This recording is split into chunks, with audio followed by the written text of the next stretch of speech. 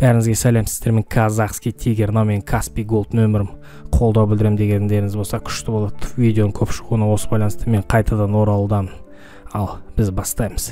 Фильм атауы Остров проклятых. Көріпсіздер, 1954 жыл. Мынау островқа баратқан қайықтағы екі федеральный маршал. Мынау Тедди деген жігіт, федеральный маршал. Мынау жанындағы досы Чак екеуі жақында ғана танысып жатыр қайықта. Жаңағы Рэйчел Саланда деген балалар өлтіретін не бар? Психбольной. Соны іздеп жатыр. Мына жерде 66 психбольной общий количествосы. Мына жерде полицейскийді көріпсіздер, осы қарсы алып алады осы екі жігітті. Айтады, сіздер өту үшін қару-жарақтарыңызды бересіздер, әйтпесе вход жоқ сіздерге дейді. Ал не істейді, амал жоқ, екеуі береді. Тед байқайды бұл жерде дұрыс емес екен.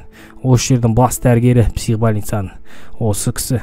Сосын айта бастайды, Рэйчел Саланда деген кісі қайда, қалай жоғалды? Бар жоғы 66 количество ғой деп. Сосын зерттей бастайды, фотосын көрсетеді, осы әйел деп. Осы жоғалған әйел. Осыны іздеу керек деп, сосын зерттей бастайды, жан-жақты қарай бастайды екеуі. Бәрінен допрос сұрап, қайда, сендер не істедіңдер, қайда болдыңдар? Теддидің да өзіне түс көреді қайта-қайта. Бір несесі дұрыс емес ау деймін, әйел кіреді, қайта-қайта Дахауда болған соғыс кезіне қатысқан сценалары кіреді басына. Тедди допрос жасап бастайды, бұл жерде не болып жатыр? Рэйчел Саландамыз қайда өзі деп. Сосын жауын-шашын болып жатқанда сұрайды. Рэйчел Саланданы біз іздеу керекпіз, табу керекпіз. Аяқ астынан Рэйчел Саланда табыла кетеді. Сосын сұрайды, бұл түк болмағандай отырады. Дәрігер айтады, сіздің басыңыз ауырып тұр ғой, сізге дәрі берейік деп. Теддидің қайта-қайта бас ауырады, қайта-қайта түсінде әйелі мен қызды көреді. Бұл не сұмдық екен өзі білмейді. Қызы неге құтқармадың деп суды көреді. Басынан түс кетпейді, әйелі қайта-қайта түсіне кірген. Сосын бұлар корпус Сиға барады. Особо тяжкий преступниктар бар жерге. Аяқ астынан Тедді біреу ұстап жалп еткізіп алады. Сосын Тед екеуін ажыратып алады. Бала бауырым қойсайшы андайында деп. Сол жерден Джордж Нойс деген тауып алады. Осы Джордж Нойс айтқан Тедди деген Эндрю Ледис деген адамды осы жерде деп. Әйелін өлтірген жандырып деп. Сосын айтады, бәрі сенімен ойнап жатыр. Сен бұл жерде ешкім емессің, бәрі өтірік. Сенбе, сенің жанындағылардың бәрі өтірікші. Сені бұл жерде спектакль ойнатқызып жатыр деп. Чак сенің досың емес. Ол сенің көмектесетін адам емес дейді. Чакқа ұрсып қалады, артынан барма дегенде Чакты іздей кетеді. Чак қараса жерде өліп жатыр екен. Оны іздеп бара жатқан Тед бір қағаз ұстап алады. Қараса жанағы Чак жоқ. Бір үңгірді көріп қалған Тед барады, ішіне қарайды, не барып жатыр, не жанып тұр деп. Сол кезде нағыз Рэйчел Саланданы тауып алады.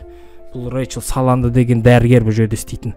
Осы жерде істеген, осында құбыжықтары бар, неше түрлі жағдай жасап жатыр. Лоботомия, осы бәрін өлтіріп жатқан осылар.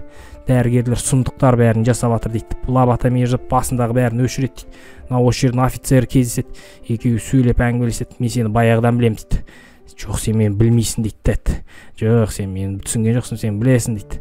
Сосын жаңағы Тед айтады, мен досым қайда жанындағы? Сосын дәрігер айтады, сен өзің жалғыз келдің островқа дейді. Жанында ешкім болған жоқ дейді. Мына жерде Тедті көріпсіздер. Дәрігерге айтады, сен не істеп жатсыңдар? Мен бәрін білемін, мен досымды қайда жібердіңдер деп та ұйықтататын дәрісін өзіне кетті ұстап алып. Сосын Тед жай ғана ұйымдастыра бастайды. Жаңағы дәрігердің машинасын жандырады. Мен сендерге қап бәлем қазір көрсетемін, мен досымды құрттыңдар ғой деп. Қайта-қайта көзіне елестеп, бала мен қызды елестейді. Жандыр жүреді жаңағы машинаны. Жандыр жүрген Тедди маякқа жүгіре түседі. Маякқа сүңгіп суға жүзіп жетіп, анау сұмдықтарды құртам дейді, көздерін жоям дейді. Анау офицерді ұйықтатып алады. Сосын маякқа кіреді, іздейді. Не отыр бұл жерде деп. Мен көрсетем сендердің бәріне деп. Bir мезетте қояншық сияқты кіріп шығады ана дәрігердің несіне. Дәрігер жай ғана отыр. Осында осы жынды дейді. Келді біздің Теддиіміз дейді. Тед қайтады. Не болды дейді. Неге ашуланышсың дейді. Бұның бәрі өтірік дейді. Дәрігер түсіндіріп жатыр. Сен бәрі өтірік. Бәрі бір адамсың дейді. Ешқандай не жоқ дейді. Оның бәрі спектакль. Осының бәрін сені анықтас үшін жасадым, жазылдыру үшін жасадым. Аяқ астынан жаңағы құрбы досы келеді. Досы келіп түсіндіреді. Мен сенің дәрігерімін емдеп жатқан деп. Бұның бәрі жоқ ештеңе дейді. Бұның бәрі сен өзін елестетіп алдың деп. Таста қаруды дейді. Қазір атам бәрінді дейді. Атады. Қараса түк болған жоқ оны дәрігерге. Бұл не сұмдық? Сендер мені алдадыңдар ма дейді. Бұның бәрін істеп жатқан сен дейді. Мынау сенің қызың дейді. Сен отрицать ете аласың болсында дейді. Қайта түсіне кіретін. Оказывается, 1952 жылы бұл жұмыстан келгенде әйел кішкене ауырыңқырайды екен, сырқаттанады екен өзі кішкене. Қараса әйел ана балаларын өлтіріп тастаған ғой, ана Теддидің. Одан ашуланып түскен, психикасы өзгерген Теддидің, конечно, любой адамды өзгереді андай сондықтан кейін. Қыздарын тауып жылап, өз қайғы мұңға жұғып үш баласын өлтіріп тастапты жұмыстан келсе әйел. Әйеліне ашуланған Тедди, жындысың ба, сен балаларымды не істедің дейді. Атып өлтіреді әйел. Енді не істейді басқа. Одан кейін басында бәрі ауып түскен Теддиді түсіндік.